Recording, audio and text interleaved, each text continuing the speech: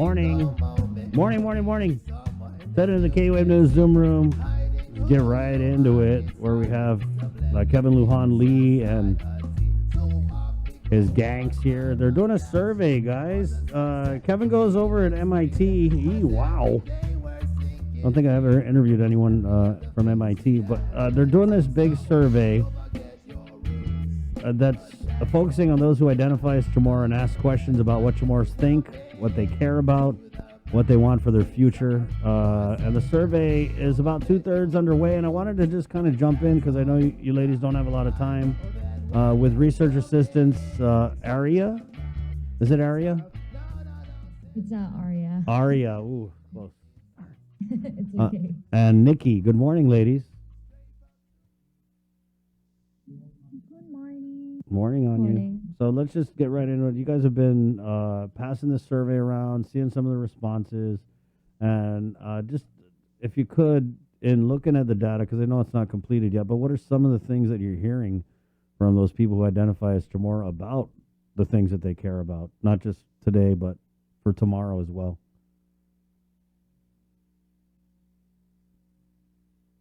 So I could just start off right there. I think when it comes to that question, it's not really what they think. Like some of them don't go on tangents all the time on what they think and what they believe for the island, but more so questions that they have. So one of the main questions that I always get when I hand out surveys is, especially from the older Manunku, is who do you think are Chamorros? Who are Chamorros?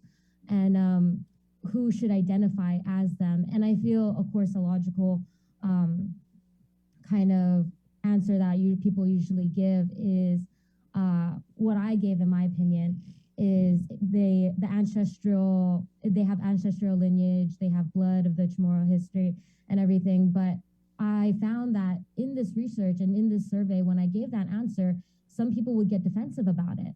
And some people would disagree with that answer and say that, what if, I actually had this one person that said, but what if they aren't of Chamorro, but they came before the Spanish? And I said, I don't think so. I think the Chamorro people are the ones that have the blood and the lineage of their ancestors. And so you just get those mixed opinions and that variety of answers when it comes to asking to take this survey, is more questions rather than opinions and answers of what they feel about being Chamorro and how they feel about the island. Nikki? Just like Aria said, it's more questions than tangents that we get. There have been a few tangents that we've heard, but it's mostly questions that we receive. And a lot of the questions that we get, it's stuff that they can answer and really speak out on this survey. And it's data that's very important to us that we really think we need to hear, which is why we highly encourage a lot of people to really say what they're thinking on this survey. Josiah, go ahead. Just to briefly add two things, and thank you so much to Aria and Nikki for those wonderful responses. I think, just to add two things. One, I think with this survey, we're really trying to start a community conversation. And like both Aria and Nikki were saying, different people have really different thoughts about how they identify, how they feel about the word identify, what they think about the word identity, what they think it means to be Chamorro. And we're not trying to tell anybody how to think or how to feel. We're just interested in providing a platform to begin those kinds of conversations, because we think that everybody should be able to express their identity and say a little bit about their relationship to it, however they phrase that. And the second thing is, to your question about what we can say about Chamorro identity at this time. I mean, I think we're just taking it one step at a time, and we're just really focused on outreach right now and making sure that Chamorros across the spectrum are being covered. But I defer to Josiah. Sure thing. So in my experience, going out and talking to people regarding the survey, yes, identity is one of the core sort of conflicts that we see, where there's not only questions from the survey being answered, but it's storytelling. I met with a veteran on Saturday when we were doing recruitment, and mind you, this survey is supposed to take about 10 to 15 minutes. I was there for close to an hour talking to this one person because he had such a vibrant story to tell. And a lot of it was around how he himself felt like his identity was in conflict because there wasn't one definition that we all agreed on. And he was discussing how you hear words like the Organic Act, or maybe it's the original natives of the island, or maybe it's pre-arrived Spanish population, or the people who were there when the Spanish colonized the island. And looking at the responses that were at least I was allowed to see, there's such an array of answers that I think that the survey is doing big steps to sort of create our first real community organized definition of what it truly means to be Chamorro. Lofty goals with this survey, Kev. Can you take us back to the inception of it? What did your professors over at MIT have to say about this when you came up with this? Ungan. Well, this survey really started with the 2019 Native Hawaiian survey. Its principal investigator, Dr. Nakvan, worked with Kupuna, mainly Dr. Lynette Cruz, and a team of Wahine, Native Hawaiian women, most of whom were undergraduates at her institution, Hawaii Pacific University. And together, they designed this survey in consultation with community members and with, the trust and wisdom of Dr. Cruz. And together they designed a survey that was very similar, that asked questions about Native Hawaiian identity, what they care about, and what they want for their future across. And they managed to get about 1,000 respondents across the Hawaiian Islands, and that was a really big deal. And that survey did so many things, but first and foremost, what it did was build a data set that showed categorically that Native Hawaiians, at least who responded to the survey, were overwhelmingly against the building of TMT on Mauna Kea. And I met Dr. Fawn at an academic conference, as academics do, and I was intrigued. I was like, this is something that Guam could use, and we talked about it, and we worked together for almost a year before we started our consultations with community stakeholders here in Guahan, Chamorro leaders, community residents, everyday folks, just to get a sense of what they care about. And together with them, we developed this survey, and I got funding from my institution to support the survey, and we came over here and we met all of these wonderful, brilliant, talented, gracious, generous, incredible undergrads, Chamorro undergrads, who are really leading the work. But I think my institution and the professors at MIT are sort of beside the point. I think what I found is that coming to Guahan, all of these people are the ones that are educating me, and I'm not that much older than any of them. I wanted to bring on Jason Solis because he's done his share of research work at the college level. Jay, how big of a task is something like this?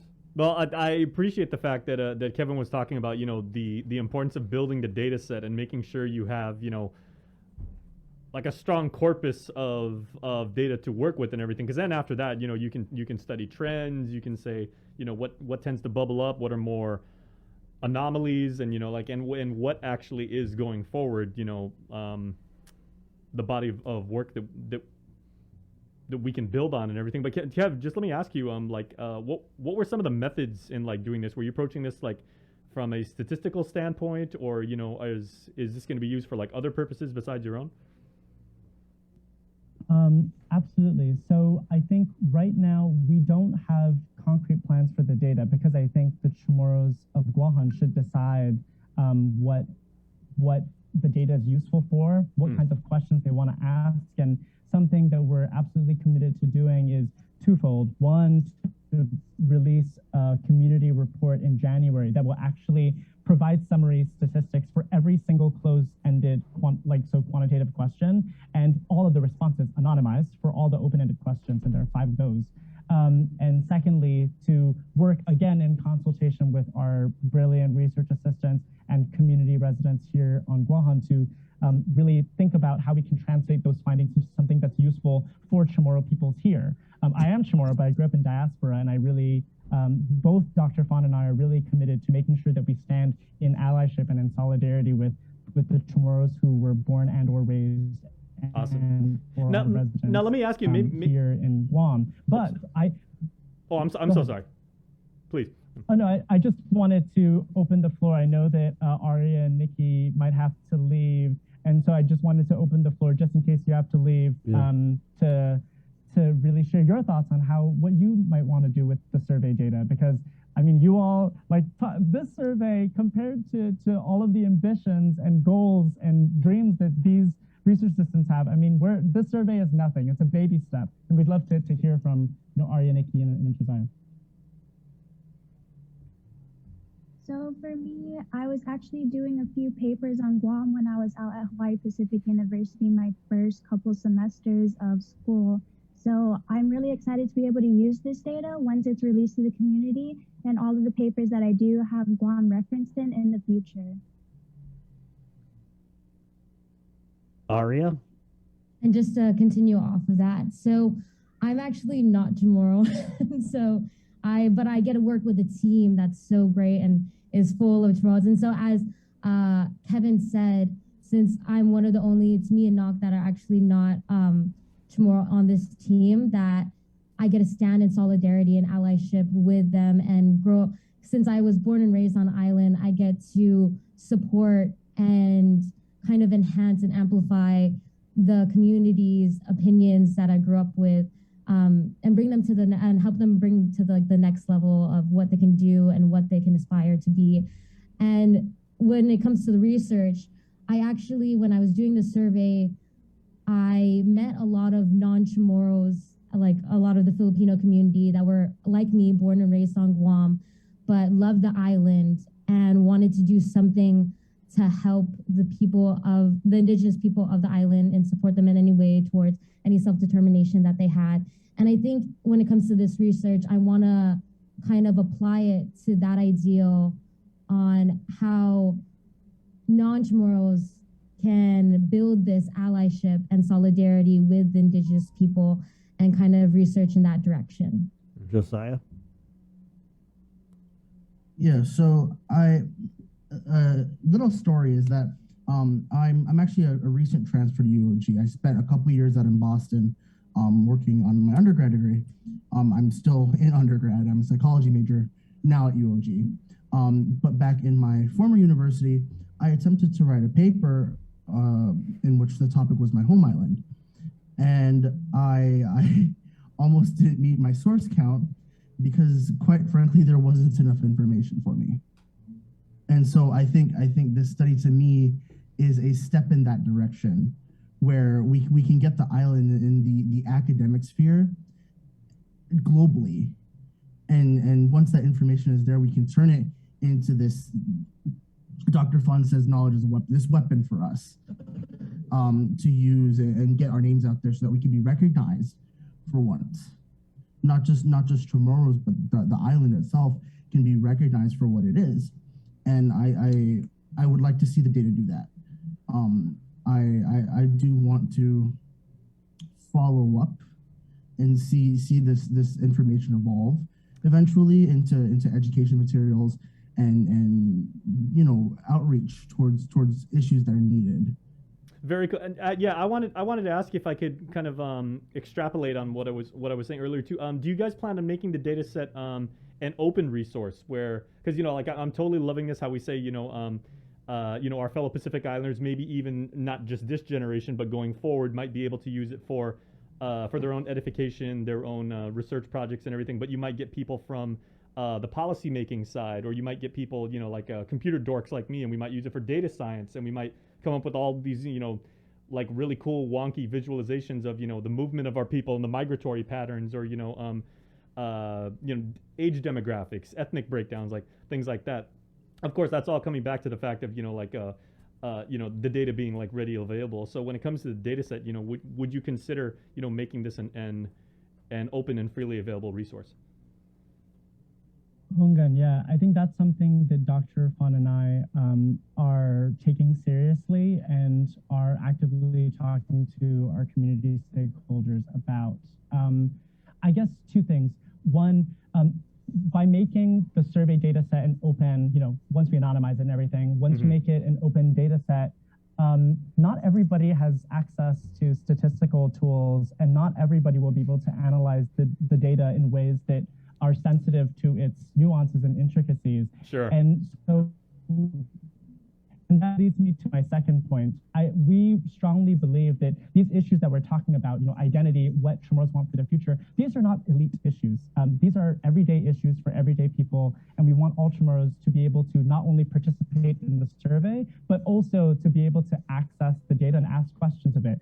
And so the dream is to be able to create a data dashboard where people can just click through the data and look at the different demographics, link demographics to their responses to certain kinds of questions. Sure. I mean, that would all be really wonderful, and that would take the survey to the next level of accessibility, but that requires a lot of resources. And as Dr. Fawn always tells me, where do I sign up? First. Take my money, I please. think Jason wants to work closely with you guys. It requires a lot of resources, and that's something that we're definitely taking seriously. And so for now, our goal is humble. We want to produce that community report. We want to be engaged in the community conversation. We want to provide opportunities to make these materials accessible and understandable to Chamorros in Guahan and to all residents of Guahan, the broader Guahan community.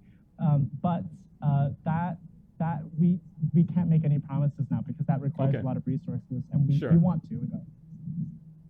Yeah, certainly a lofty and ambitious goal, but certainly one that has a lot of value for the community. So hopefully we can get there at some point. But I'm sure the result of your research, certainly is not going to have a shelf life. It's going to be much appreciated, and again, reused and reused. Going to take its proper place in the what was that you said, Josiah? The academic sphere. Yes. Hey man, once Wikipedia quotes you, man, you've got instant street cred. Kev, what if people are listening to this and they want to take this survey? Is it up online somewhere where they can go?